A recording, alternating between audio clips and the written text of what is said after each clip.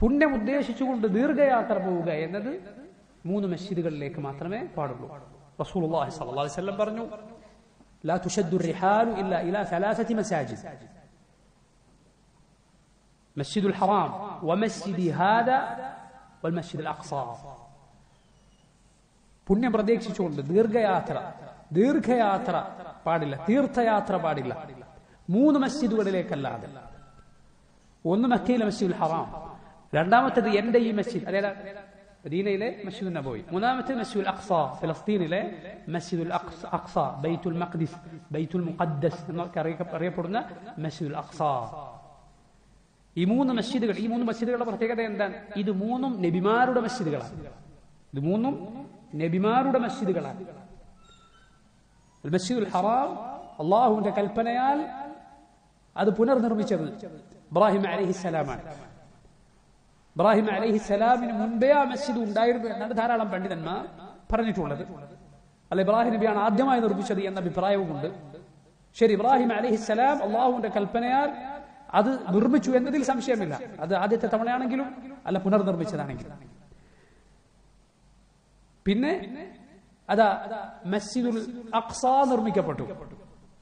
ഇമാം ഇബ്നുൽ ഖയ്യിം റഹിമഹുല്ലാഹ് അദ്ദേഹം പറഞ്ഞിട്ടുള്ളത് അത് ആദ്യമായി നിർമ്മിച്ചത് യാഖൂബ് അലൈഹിസ്സലാമാണ് എന്നാണ്.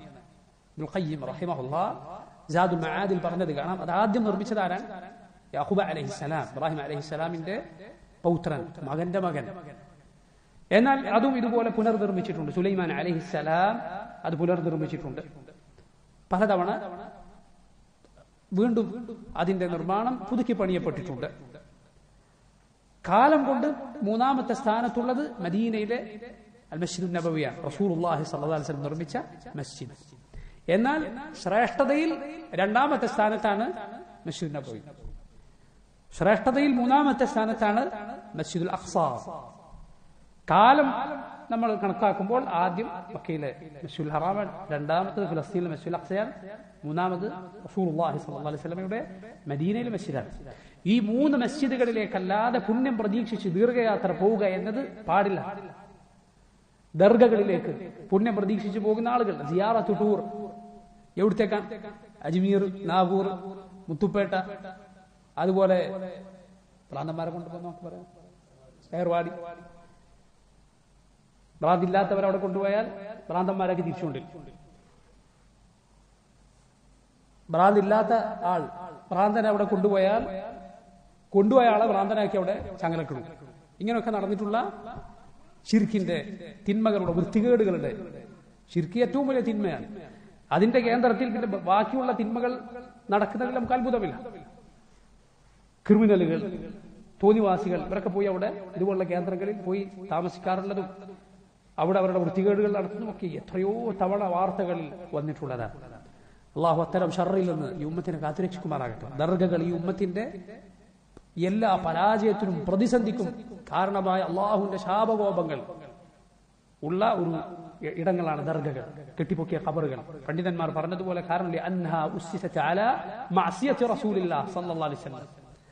നമ്മൾ പറഞ്ഞതല്ല, ഈ ആളുകൾ ദർഗകളുടെ ആളുകൾ വലിയ നേതാവായി പുകഴ്ത്തി പറയുന്ന ശാഫിഈ മദ്ഹബിലെ ഫഖീഹായ ഇബ്ൻ ഹജർ അൽ ഹൈതമി പറഞ്ഞതാണ്. എന്ത്?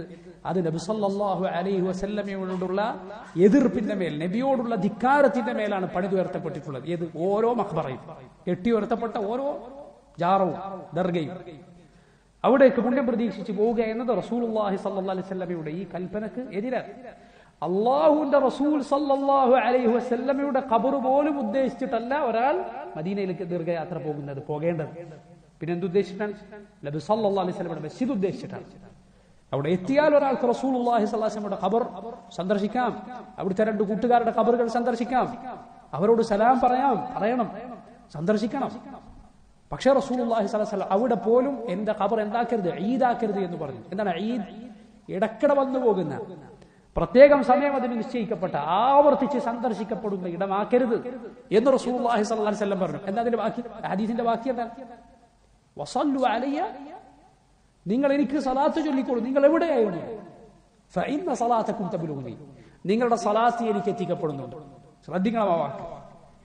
എനിക്ക് സലാത്തു അല്ലാനും സലാം പറയാൻ നിങ്ങൾ എന്ത് ചെയ്യേണ്ടതില്ല, എന്റെ ഖബറിൽ ഇടക്കിടക്ക് വരേണ്ടതില്ല എന്നാണ് പറഞ്ഞതിന്റെ അർത്ഥം. മറിച്ച് നിങ്ങൾ എവിടെയായിരുന്നാണ്, എനിക്ക് സലാത്തും സലാമും ചൊല്ലുക. ഇന്ന ലില്ലാഹി മലായിക സയ്യാഹീൻ, അള്ളാഹുവിന് സഞ്ചരിക്കുന്നവരായ മലായികത്തുണ്ട്, നിങ്ങളുടെ സലാത്ത് അവരെനിക്ക് എത്തിച്ചു തരും. റസൂലുള്ളാഹി സ്വല്ലല്ലാഹു അലൈഹി വസല്ലമക്ക് സലാം പറയാൻ ആരെയും നമ്മൾ പറഞ്ഞേൽപ്പിക്കേണ്ടതില്ല. ഉസ്താദേ റസൂലുള്ളാഹിക്ക് എന്റെ സലാം പറയണം കേട്ടോ എന്ന് മദീനയിൽ പോകുന്ന ആൾക്ക് പറഞ്ഞേൽപ്പിക്കേണ്ട ആവശ്യമില്ല. അത് ശേഖരിക്കാൻ ഈ ദീനിൽ ആരെയും അള്ളാഹു ഏൽപ്പിച്ചിട്ടില്ല. ജനങ്ങളുടെ സലാത്തൊക്കെ വാങ്ങി അവിടെ കൊണ്ടുപോയി കൊടുക്കാൻ. അങ്ങനെയാണ് ആളുകൾ മനസ്സിലാക്കിയിട്ടുള്ളത്. അള്ളാഹു അതിന് മലായികത്തിനെ ഏർപ്പെടുത്തിയിട്ടുണ്ട്. മദീനക്കാരനായ സഹാബി മുത്തബിഉ സുന്ന അബ്ദുല്ലാഹി ഇബ്നു ഉമർ റളിയല്ലാഹു അൻഹു അവിടുന്ന് എന്ത് ചെയ്യുകയില്ല, മദീനക്കാരനാണ്, റസൂലുള്ളാഹി സ്വല്ലല്ലാഹു അലൈഹി വസല്ലമയുടെ ഖബറിന്റെ അരികിൽ ഇടക്കിടക്ക് പോയി സലാം പറയുകയില്ല. മറിച്ച് എന്ത് ചെയ്യും, മദീനക്ക് പുറത്തു വല്ല യാത്രക്കോ മറ്റോ പോയാൽ തിരിച്ചു വന്നാൽ, മദീനയിലേക്ക് തിരിച്ചു വന്നാൽ ഖബറുകളുടെ 3 ഖബറുകളുടെ അരികിലേക്ക് ചെല്ലും. സലാം അലൈക യാ റസൂലല്ലാഹ്, അല്ലാഹുവിന്റെ റസൂലേ അങ്ങേക്ക് സലാം. സലാം അലൈക യാ അബൂബക്കർ, അബൂബക്കർ അങ്ങേക്ക് അല്ലാഹുവിന്റെ സലാം ഉണ്ടാകട്ടെ. അസ്സലാമു അലൈക യാ അബി, ഓ എന്റെ പിതാവേ, അതായത് ഇബ്നു ഉമറിന്റെ ഉപ്പയാണ് ഉമർ ഇബ്നുൽ ഖത്താബ് റളിയല്ലാഹു അൻഹു, അങ്ങേക്ക് അല്ലാഹുവിന്റെ സലാം ഉണ്ടാകട്ടെ. നബിക്ക് വേണ്ടി നമ്മൾ ചെയ്യുന്ന ദുആ ആണ് സലാം. അബൂബക്കറിന് വേണ്ടി ചെയ്യുന്ന ദുആ ആണ് സലാം. ഉമറിന് വേണ്ടി ചെയ്യുന്ന ദുആ ആണ് സലാം റളിയല്ലാഹു അൻഹുമാ വസല്ലല്ലാഹു അലാ നബിയിനാ മുഹമ്മദിൻ വസല്ലം. അവർക്ക് വേണ്ടിയുള്ള ദുആ ആണ്. പിന്നെ അങ്ങനെ അവരോട് ദുആ ചെയ്യാൻ പറ്റും. വല്ലദി യുദ്ആ ലഹു ലാ യുദ്ആ. ഇമാം മുഹമ്മദ് ബിൻ അബ്ദുൽ വഹാബ് റഹിമഹുല്ലാഹ് അദ്ദേഹം പറഞ്ഞ മനോഹരമായ വാക്കുകളിൽ ഒന്നാണ് വല്ലദി യുദ്ആ ലഹു ലാ യുദ്ആ. നീ ഒരാൾക്ക് വേണ്ടി അള്ളാഹുവിനോട് പ്രാർത്ഥിക്കുക, പിന്നെ അയാളോട് നീ എങ്ങനെ പ്രാർത്ഥിക്കും? അത് പാടില്ല. മറിച്ച് അള്ളാഹുവിനോട് മാത്രമാണ് ദുആ. ഇബ്നു ഉമർ ഇടക്കിടക്ക് ഖബറിന്റെ അരികിൽ ചെല്ലുമായിരുന്നില്ല. സഹാബികളുടെ രീതിയല്ല, മുൻഗാമികളുടെ രീതിയല്ല. അഹ്ലു ബൈത്തിൽപ്പെട്ട മഹാന്മാർ ഖബറിങ്ങനെ ഇങ്ങനെ ചുറ്റിക്കളിക്കുന്ന ആളുകളോട് ഈ ഹദീസ് പറഞ്ഞു കൊടുക്കുമായിരുന്നു. ചരൽ കല്ലുകൾ എടുത്ത് അവരെ എറിഞ്ഞ് ഇങ്ങോട്ട് വാ, എന്താ ഖബറിന് ഒരു ചുറ്റിക്കളി? റസൂലുള്ളാഹി സ്വല്ലല്ലാഹു അലൈഹി വസല്ലം ഇങ്ങനെ പറഞ്ഞിട്ടുണ്ട് എന്ന് പറഞ്ഞു കൊടുത്ത അഹ്ലു ബൈത്തിൽപ്പെട്ട മഹാന്മാർ, താബിഈകളും തബഉ താബിഈകളും ഉണ്ട്. ഹദീസിന്റെ കിതാബുകളിൽ അതാ.